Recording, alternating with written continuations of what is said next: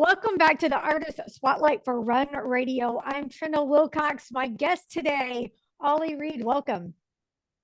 Hi, thanks for having me. So you've got quite a lot of experience in a very short lifespan thus far.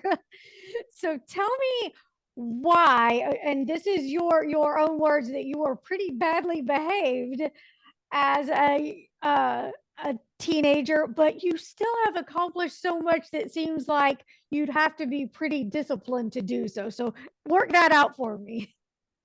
Yeah, I guess when I was younger, as you say, I was pretty poorly behaved, but I was fortunate enough to when I was in my teens go to a school that it was on the River Thames.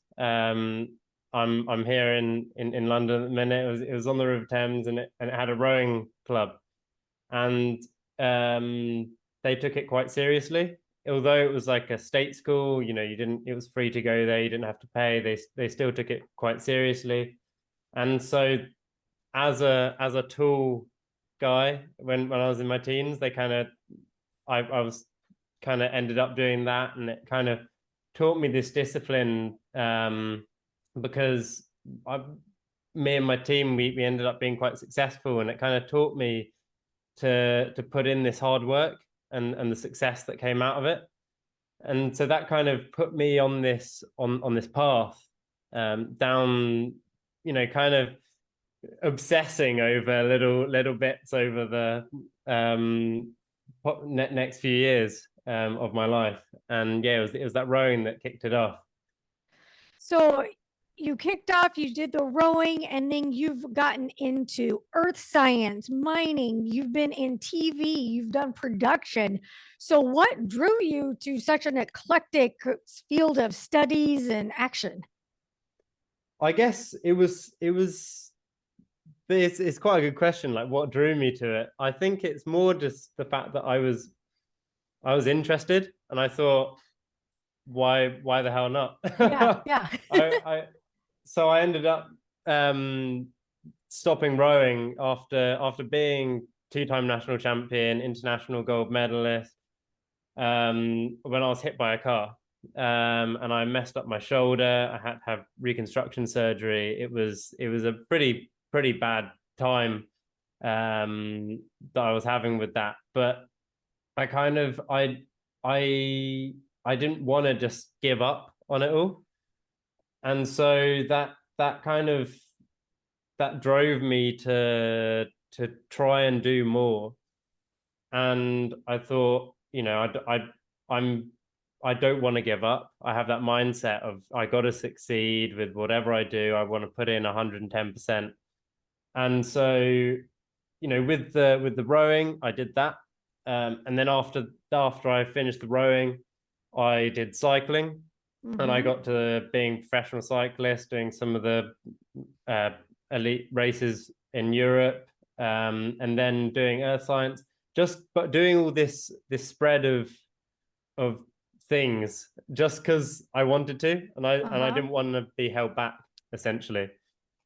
That's great. So when you got into cycling, you would almost think that with your background, your career might have moved you to be a professional athlete, like long term. How did that change, and why did you turn to music instead of some of these other things that you could have or might still? So I guess with the cycling, it was it was a really tough profession to get into, and I did make it to the highest tier. But I guess it was a mix of mental health, and also physical health, because cycling is such an endurance based sport, and you're kind of, when you get to that highest level, you're on this tightrope, between being the fittest you've ever been in your life or getting ill Yeah. and overtraining, kind of pushing your body to those extremes. And it got to the point where I thought, you know what, I need to know when to stop. Hmm. when to move on to the next thing, because I was starting to get a bit ill, starting to obsess a bit too much over it, and that's, I kind of moved on to the next chapter of my life, and I thought I was ready to do that. Perhaps you could say it's a pretty bad personality trait of mine to kind of not settle on any one thing and move on and get bored. Um, but yeah, and then I moved on to doing music and television production. So I'm a TV producer right now, and I've been lucky enough to work on some pretty amazing shows, making documentaries for the likes of Netflix, BBC, CBS, and other British channels. But then the music, it was sort of, I'd always learned to be a musician, I guess, throughout my early life. Parents had kind of forced me to play the piano, that kind of thing, and I hated it back then. But I'd kind of grown up with this musical mind, and then one day, and I would do this thing where I'd be like in the kitchen making food, or like in the shower or whatever, and like, you'd hum these songs, and I'd be like, oh, I wish I could make this. Like, I could make this into a song. And one day, I think it was during the pandemic, I had a lot more free time than I would normally, and I devoted a lot of time to just being like, you know what, I'm just gonna do it. I'm gonna teach myself to learn how to produce music, and I did it, and now it is a passion for me now. That's excellent. What I have to ask though, what does your fitness and health and wellness routine look like now? Are you still a very active person? Because I know a lot of musicians love to be active to spark their creativity. Is that you?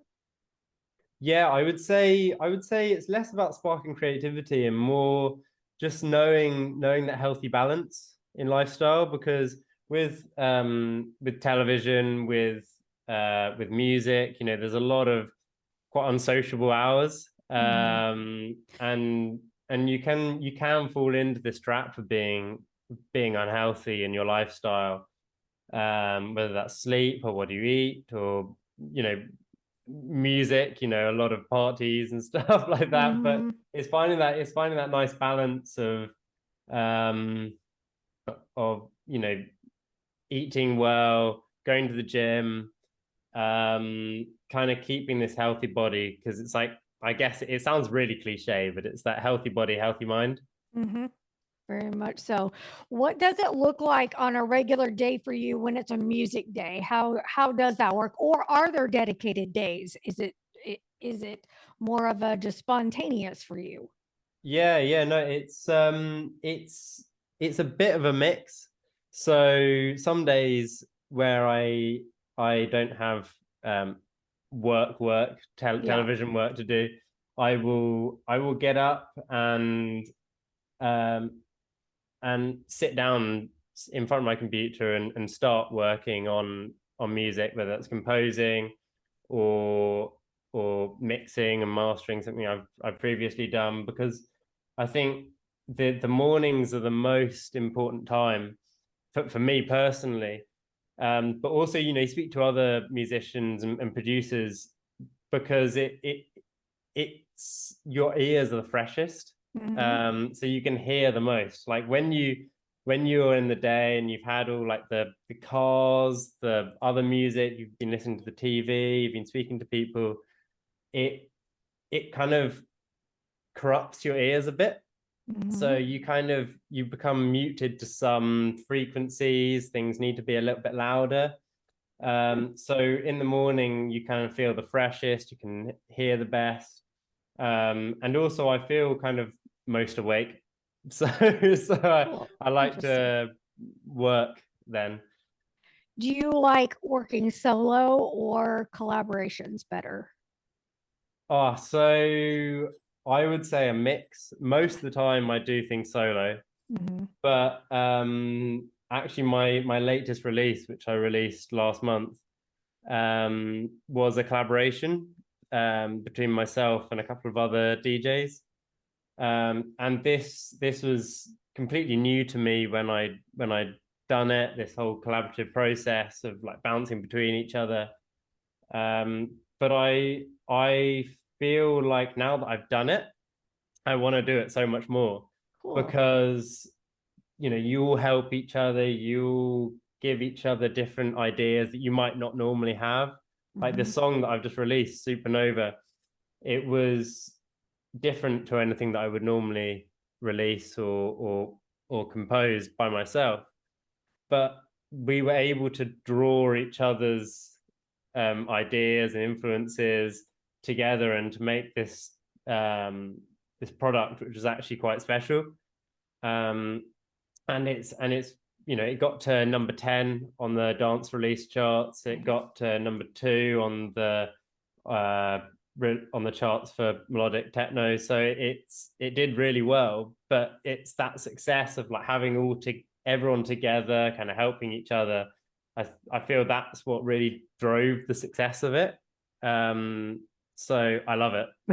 So you're hoping to repeat that. Very cool. Exactly, yeah. What is next for you? An entire album or more singles? Yeah, so I think at the minute I'm planning to get out a couple more singles. Just because I'm quite new to it. I've had a bit of success in my short time within music production and DJing, but I am still quite new to it, and I'm trying to put my footprint on the scene. I'm trying to establish myself, kind of push the sounds that I want to get out there. So more singles, just kind of getting lots of people, lots of tunes that they can listen to, and just get my music heard. Do you perform your songs a lot? Yeah, so it would be DJing gigs. So here in London, I most recently I performed at there's a club called Brixton Jam. It's kind of like you get invited to DJ, you kind of like go around and try and sell yourself as well because it's music, so it's quite difficult. But yeah, when I DJ live, I do like to play my own stuff, especially unreleased stuff as well. Yeah. Because I like to use that as getting a feel for what's good. Yeah. So, if I see the audience are like really bored and like people leaving the dance floor, I'm like, okay, right, I'm never releasing that song. Right. or it's got a bit of work to go, and I'll change it pretty quickly. But if people suddenly start vibing to it, dancing, then I'll be like, okay, I'm on something here. That's exciting. All right. Is there anything I haven't thought to ask that we should know about Ollie Read? No, so I think, yeah, I mean, what I kind of want to get across as well is to people who might also be in my situation or have been in my situation of kind of like taking that jump into a new profession, and trying to make success out of it. And I kind of want to just say to all your listeners is just give it a go. Yes. And keep on at it. Because whether or not it was the rowing, it's the cycling, it's the TV, it's the music, getting into the charts. These are things that I never thought when I started. I never thought I would be able to do it. Or I'd have to have really rich, famous parents to be able to do it. But enough time, effort, energy, and believing in yourself as well, and then you can do it. Persistence is definitely important in all of those things that you just talked about. Is there a particular ingredient, whether it be courage or the persistence, that you would tell someone to do when they are hesitating or they don't think they have the right connections? What would you say to that person that's like, no, I can't, I'm not connected here, or I'm not talented enough here? I would say it is certainly something that I have thought. Mhm. plenty of times, you know, especially with music. Coming from a complete non-musical background or profession, I've certainly had points where I'm like, I don't know what I'm doing. I don't know any of the connections, anything like that.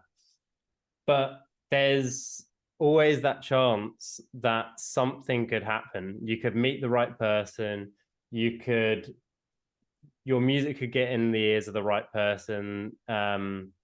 You know, you're actually noticed, and all it takes is that one time, and then, you know, it snowballs and it keeps on going. So you could have a year, 2 years, years of like just keep on trying. But all it takes is that once, and that could make you. Very good. Where can folks go to learn more about you and your music? So if you head over to my Instagram, is Ollie Read Music. READ is how you spell read. And also you can find me on Spotify, Facebook as well. But yeah, hit me up. Ask me anything. I'm always open to a chat. And I really hope you enjoy the music as well. Yes, and send us more when you make more and come back anytime. Thank you Thank very you. much.